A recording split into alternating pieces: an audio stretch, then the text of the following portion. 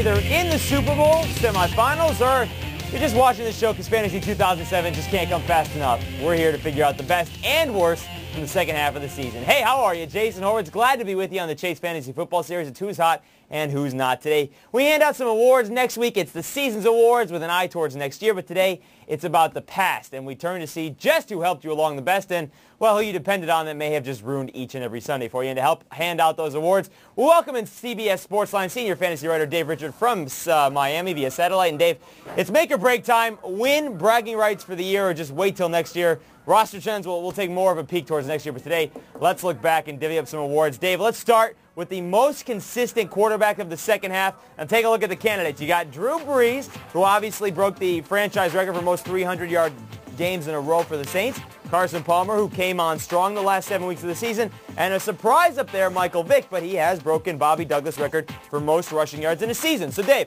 who was the most consistent second-half quarterback?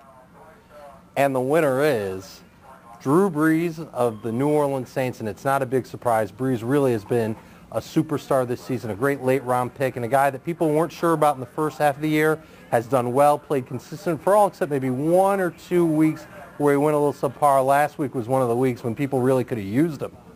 Yeah, definitely, and then they look for him to get back on track if they're still in the playoffs this week at the Meadowlands against the Giants. By the way, classy awards you have in your hand right there, Dave. Let's go to the second half. You like it? I do like it. Let's go to the second half most inconsistent quarterback. Speaking of the Giants, you see Eli Manning. He's been up and down. Tom Brady, he's had some great weeks and some absolutely horrendous weeks, and everybody knows about Rex Grossman. So who's your most inconsistent second half quarterback, Dave?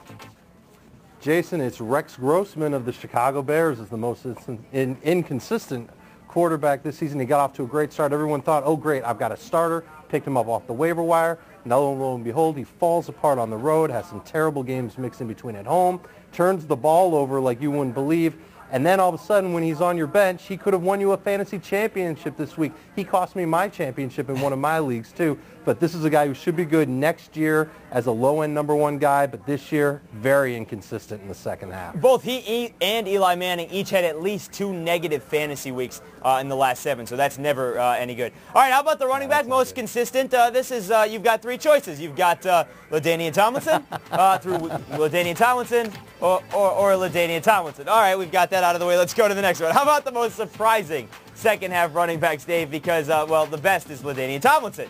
So most surprising through the second half of the season, Maurice Jones-Drew, Liddell Betts, or Marion Barber. Take your pick.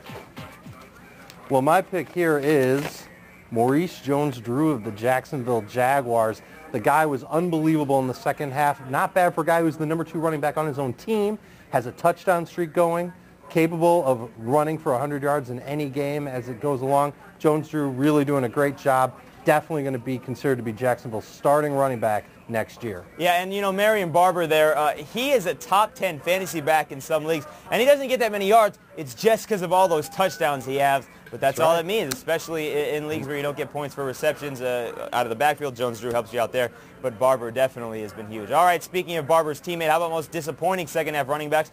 Julius Jones, because his carries and yards, and more importantly, touchdowns, have been going to Barber. Chester Taylor had a huge first half, second half not so much, and Corey Dillon as well. The numbers you're looking at there, folks, are the second half of the season. Dave, who was the most inconsistent second half running back? I've already beaten you to opening up the envelope, Jason. It's Corey Dillon of the New England Patriots. The guy had the job to himself for the last couple of weeks and laid an egg for fantasy owners.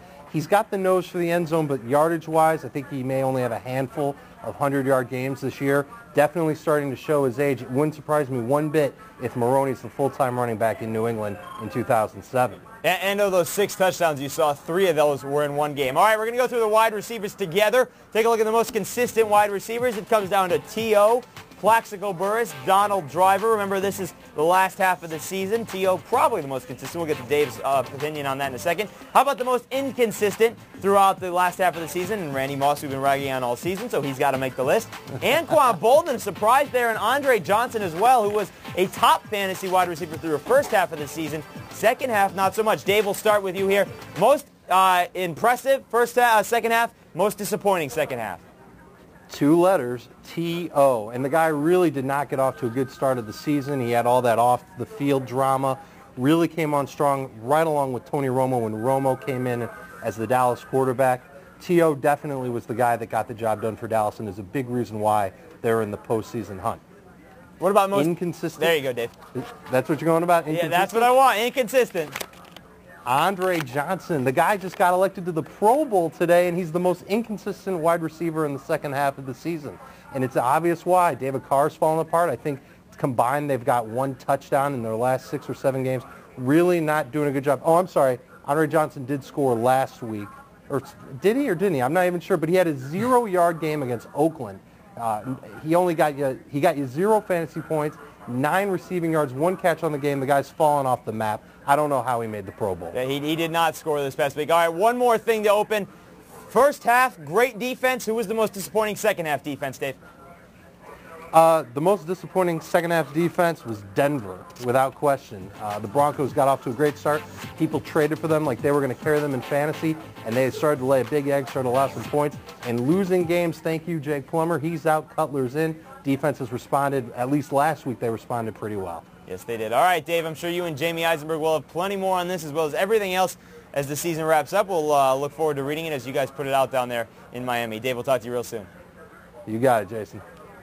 All right, folks, that'll do it for the second to last Who's Hot, Who's Not here exclusively on CBS Sportsline. But don't forget roster trends and Stardom Sit-em coming your way starting Wednesday, December 20th because of Thursday and Saturday football. Until then, I'm Jason Horowitz. Take care.